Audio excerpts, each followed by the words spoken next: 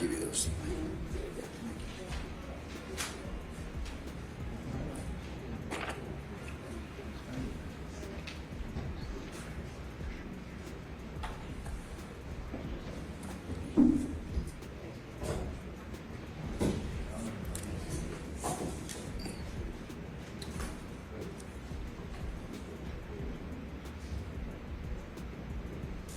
All right, folks, before I go ahead and get started, whatever the decision is today, this is a forum, a public forum where all are welcome.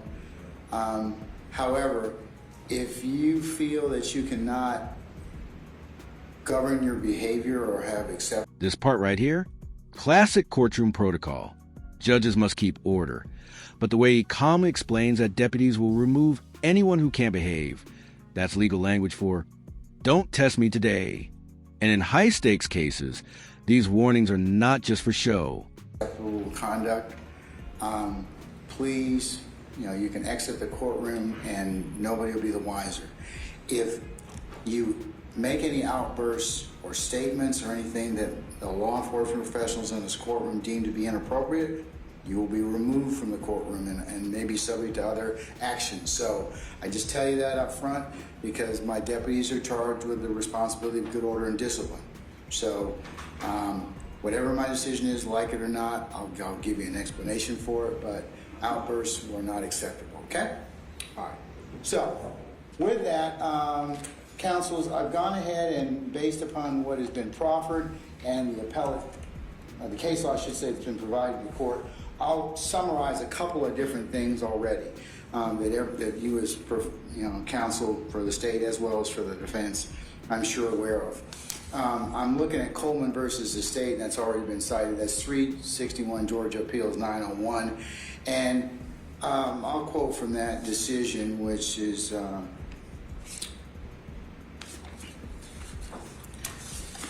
which comes from our court of appeals. Judge Miller, Vet Miller, being the presiding judge in that particular case. Excessive bail is prohibited by the Georgia Constitution, Article 1, Section 1, Paragraph 17, and the 8th Amendment to the United States Constitution. And for the 8th Amendment analysis, as you all are aware, that 8th Amendment violation would be excessive bail or no bail, or fixing an amount that is excessive under the circumstances. When fixing, for the purposes of the 8th Amendment, the excessive bail is defined as bail set at an amount higher than the amount reasonably calculated to ensure the presence of the defendant. When fixing bail in Georgia, trial judges' foremost consideration is the probability the accused, if freed, will appear at trial, and then the court in Coleman goes on to quote that lesser factors or lesser extent or considerations are the accused's ability to pay, the seriousness of the offense, the accused's character and reputation. I have heard a lot of evidence today about those particular factors in regards to Mr. Williams and his ability to pay and the seriousness of the offenses and his character and reputation from as presented by Mr. Steele, Ms. Hornsby, as well as Mr. Adams. So I have considered those particular issues. Now also, Coleman goes on to say that a defendant who seeks release on bail has the burden of showing roots in the community. The defendant does not pose a significant risk of fleeing, threatening the community, committing another crime, or intimidating witnesses. And along with this particular case, the court also has considered the seminal case of Ayala versus the state at 262 Georgia 704. And Ayala gives us the framework in Georgia for the purpose of a pretrial bond is to prevent punishment before conviction and secure the appearance of a person for trial, quoting Roberts versus the state, 32 Georgia Appeals 339. And it goes on to say that a trial court may release a person on bail if the court finds the following. So I have to look at the first thing, if Coleman directs me to look at, is consideration of whether... Now pay attention. The judge is about to pull out Georgia case law receipts.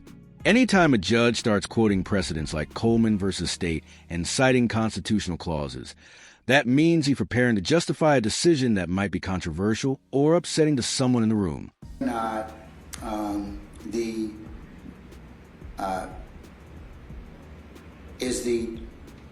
foremost consideration is, will he, if free, appear at trial, and then the lesser factors, and these are: a court may release a person on bail if the court finds 1, poses no significant risk of fleeing from the jurisdiction or failing to appear in the court when required; 2, poses no significant threat or danger to any person, to the community, or property in the community; 3, poses no significant risk of committing any felony pending trial; and poses no significant risk of intimidating witnesses or otherwise obstructing the administration of justice. And I'm required to explain any reasons if I deny bond to assist the appellate court in its review, and that the granting or denial of bond will not be set aside unless there's a manifest and flagrant abuse of discretion. That's Jernigan versus the state, 111 Georgia 307, pinpoint 308, very old case from 1903. Now, in regards to considering bond for Mr. Williams, I have considered, the first consideration is, if free, will he appear at trial, and to a lesser extent, the other factors. And based upon the court's consideration of the proffer, the two things that the court has significant concerns about are him being a danger to the community and flight. And I'll state for the purposes of the record and purposes of my decision that I realize that Mr. Williams is presumed innocent. I realize that he has the presumption of innocence stays with him until the state, by sufficient evidence, is able to prove to a jury's satisfaction beyond a reasonable doubt, I should say, that he is guilty of the offense or offenses charged.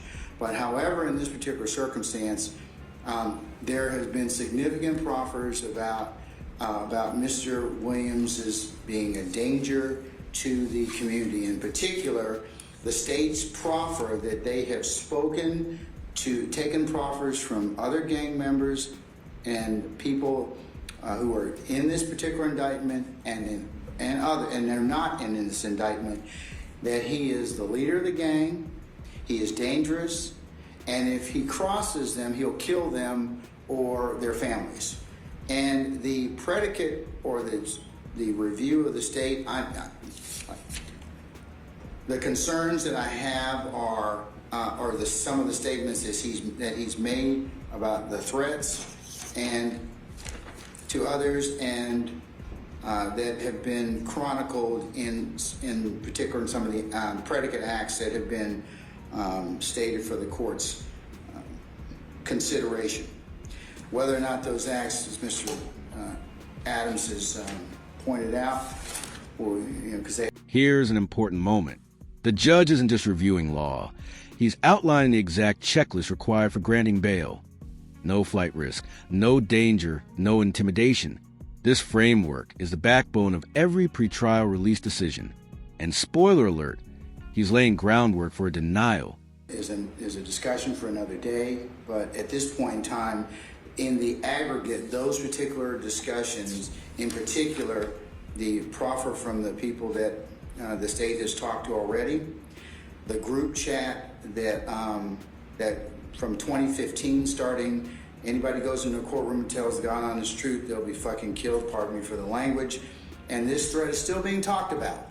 So that is of a concern to the court in regards to the danger to or threats to persons in the community. So and factors poses no significant risk of intimidating witnesses or otherwise obstructing the administration of justice. That is the court's concern. The two major concerns that this court has is danger to persons, and threats to intimidate other witnesses and obstruct the administration of justice. So I have some concerns about the flight that I share with Judge Wolf also indicated, but and I'm not going to hold it against him that he is very successful and has significant means, but those two factors in particular, threats to persons in the community or poses significant risk of intimidation of witnesses, otherwise obstructing administration of justice. The court has considered a number of the predicate statements, and for those reasons in the aggregate, I'm going to deny bond at this time. But Mr. Adams, Ms. Hornsby, and Mr. Steele, certainly if you should file any other additional motions or things change, I certainly will reconsider the court's position on bond. It is not lost on me that I have not given your client a bond, but that is my decision based upon what I have heard, and I certainly appreciate your advocacy on behalf of your client, all of the lawyers thus far who have advocated very well for their clients in this particular position. And I will do my level best to make sure that this case gets tried as expeditiously as possible. And if I can get it on the calendar before the 9th of January, I will endeavor to do so. So, anything else at this point in time? One thing. All right, pause right here. Before the judge even gets into the ruling, he sets the tone. And trust me, when a judge starts with whatever the decision is today, you know something heavy is about to drop.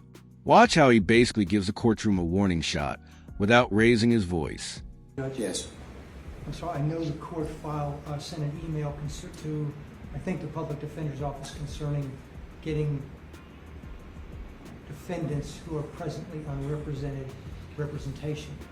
We wanted to kind of weigh in on that. We filed a motion today requesting the court to respectfully get them so we can get everybody arraigned and get it moved. I want to just give the court... Mr. Gary, you must think that I have a lot of power. I really don't.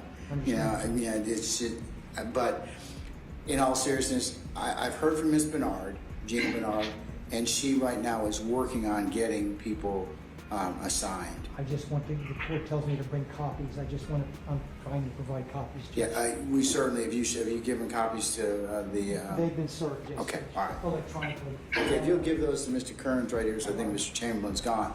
But we are the court is inherently sensitive as to that issue, and as soon as those attorneys can be appointed, and I have some correspondence from Ms. Bernard saying that they are working on that issue right now, and that we will certainly get those people brought over as soon as possible. But and if you all have any other information in regards to that, please let us know. But we are tracking that issue, and I will continue to talk and dialogue with Mr. Chamberlain about that. Okay. Yes, sir. Thank you, sir. Anything else, folks? No, sir. No, sir.